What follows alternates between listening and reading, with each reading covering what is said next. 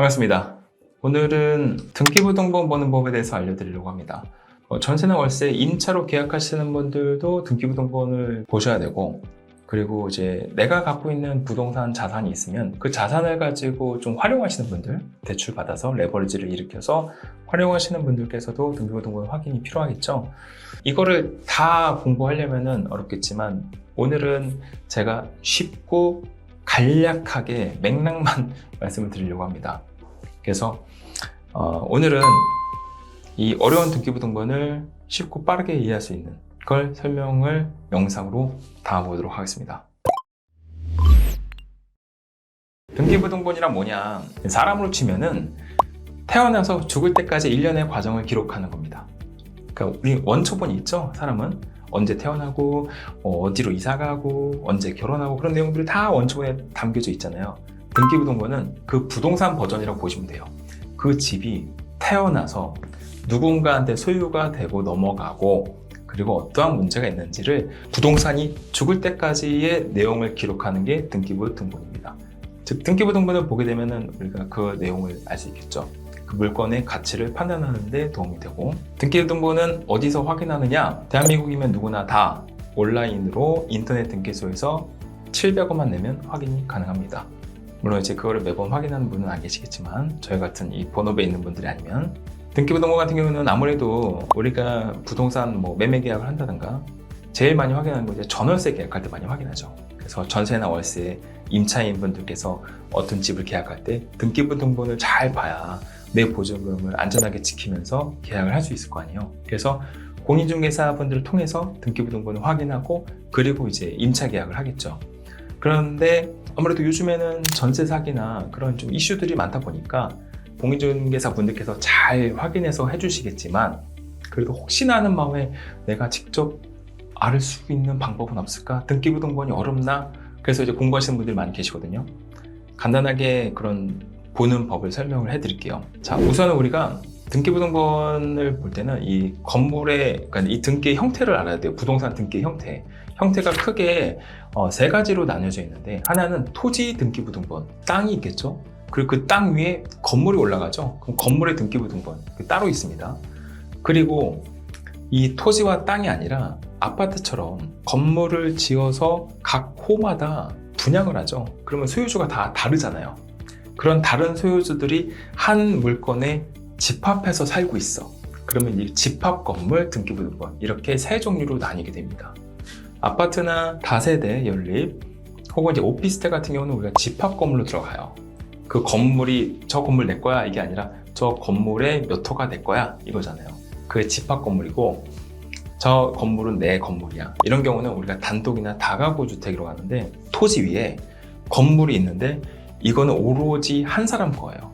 그거는 우리가 다가구 혹은 단독주택이라고 하고, 이런 경우는 등기부등본을 볼 때는 토지와 건물 등기부등본을 같이 보게 돼 있습니다. 그래서 우리가 원룸이나 대부분 혼자 사는 이제 월세 계약할 때 이 다가구 건물이 많을 거예요. 이런 경우는 이제 그 건물주가 건물을 하고 나서 이제 각 호마다 임차를 주게 돼 있거든요. 그럴 경우는 이제 다가구 건물로 이제 이해를 하시면 되고, 그 안에 대출이 어떻게 되어 있는지를 이제 공인중개사 분들께 이제 물어보면 되는 거죠. 자, 등기부등본 보는 거를 제가 이걸 보여드릴게요. 간단합니다. 이 세 가지로 나눠져 있는데, 첫 번째는 표제부, 두 번째는 갑구, 세 번째는 을구. 끝이에요. 표제부에는 뭐가 나와 있냐? 이 건물에 대한 내용이 나와 있는 겁니다. 내용이 어떤 거냐면 그냥 몇 층짜리 건물이고, 그 해당 물건의 전용 면적은 어느 정도이고, 그런 간단한 내용들이 나와 있는 게 표제부예요. 건물에 대한 그 외관, 그런 게 나와 있는 게 표제부고, 자, 중요한 거 이제 갑구입니다. 갑구는 그 부동산 건물의 소유권이 어떠한 형태로 여기까지 와져 있는지의 내용이 다 나와 있는 거예요. 소유권에 대한 내용이 나와 있는 게 갑구입니다. 자, 그럼 을구는 뭐냐? 우리가 갑을이라고 그러잖아요. 갑이 있으면 을이 있겠죠. 그 을은 그 소유권이 옮겨가는 와중에 발생했던 파이낸싱, 대출이라든가 돈에 관련된 내용을 적혀 있는 게 을구입니다. 아무래도 이제 부동산 대출하는 저희 같은 이제 세일즈맨 같은 경우는 을구를 많이 보게 되죠. 대출 내역이라든가 잔액을 보고, 그 물건에 대한 내용을 보고, 그리고 이제 소유권에 대한 내용을 보고 싶으면 이제 갑구를 보시면 되는데, 자, 이거를 다 보기에는 너무 번거로울 때가 많아요. 특히 을구가 지나치게 긴 그런 분량을 갖고 있는 물건들도 많거든요. 그럴 경우는 저는 요약본을 봅니다. 그 부동산 계약을 할 때 이 등기부등본만 달라고 하지 마시고 공인중개사분께 요약본도 같이 주세요라고 말씀 한번 해보세요. 요약본이 뭐냐면 현 시점의 갑구와 을구 내용이 함축돼서 들어가 있는 게 이 요약본이에요. 저희 지금 화면에 나와 있는 요약본을 보면은 이 건물의 그 주소가 나와 있죠. 이건 집합 건물입니다. 아파트네요. 이 주소지 내에 소유권에 대한 내용이 나와 있죠. 소유권자는 아까 갑구라고 말씀드렸죠. 이 소유권자에 대한 내용이 나와 있습니다. 단독 소유로 나와 있네요. 주소지가 근데 이 해당 물건들과 달라요. 즉 이분은 여기에 살고 있지 않을 확률이 높겠죠. 자, 그리고 갑구에 대한 내용이 하나 더 나옵니다. 이런 경우 좀 드문 경우이긴 한데, 자, 여기에 임의경매 개시 결정으로 돼 있어요. 땡땡땡 캐피탈 주식회사. 자, 우리가 등기부등본을 볼 때 요약본이나 이런 갑구사항을 볼 때 가압류, 압류, 가등기, 가처분, 임의경매 이런 게 나와 있는 경우가 있거든요. 이런 경우에는 임차로 절대 들어가서는 안 되겠죠. 이건 현재 이 물건이 법적으로 문제가 있다는 것을 나타내는 겁니다. 자, 그리고 그 밑에 보면은 을구가 있어요. 을구는 아까 제가 뭐라 그랬죠? 갑구에 해당하는 파이낸싱에 대한 내용이 많이 담겨 있다고 말씀드렸죠. 자, 순번호 4번의 근저당권 설정이 2022년 11월 20일 날 땡땡캐피탈로 되어 있어요. 8억이 되어 있네요. 선순위 채권 최고액이. 두 번째, 여기 보니까 순번 6번으로 되어 있는데 임차권 설정이 되어 있어요. 8월 11일 날. 즉 선순위가 들어간 다음에 그 다음 해에 8월 달에 세입자가 여기다가 임차권 설정한 거예요. 순서가 캐피탈이 되겠고 두 번째가 이 보증금이 되겠죠. 즉 이 상태에서 선순위가 지금 경매로 넘어갔으니 이 임차인 분들은 피해를 받을 수도 있겠죠. 물론 이 집 시세가 얼마인지는 제가 모르겠으나 그러니까 이런 내용들을 봐야 됩니다.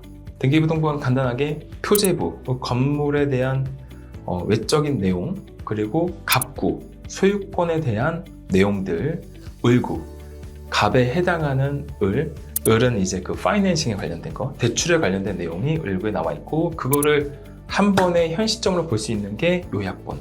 그래서 뭔가 계약을 하거나 부동산에 대해서 알고 싶다 그러면은 요약본을 꼭 참고하시는 게 좋습니다. 간단하게 내용을 다뤄봤는데요. 이 부동산 등기부등본 어렵지 않습니다. 어려운 말들이 많은데 아까 제가 설명했지만 간단하게 쪼개서 보면은 크게 어려운 거 없습니다. 특히 요약본만 보면은 대부분 부동산 파악하는데 어려움 없을 거예요.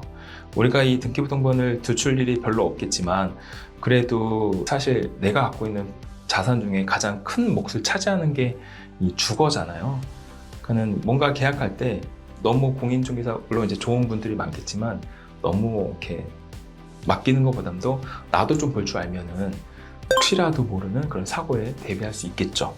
기타 여러 가지 내용들은 저희가 추가적으로 영상을 제작을 하거나 아니면 블로그를 통해서 확인해 볼 수 있으니까요. 아래 하단 링크 참고해서 블로그도 좀 많이 봐주시면 좋을 것 같습니다. 어쨌든 오늘은 등기부등본 보는 법에 대한 내용을 간단하게 담아봤습니다. 감사합니다.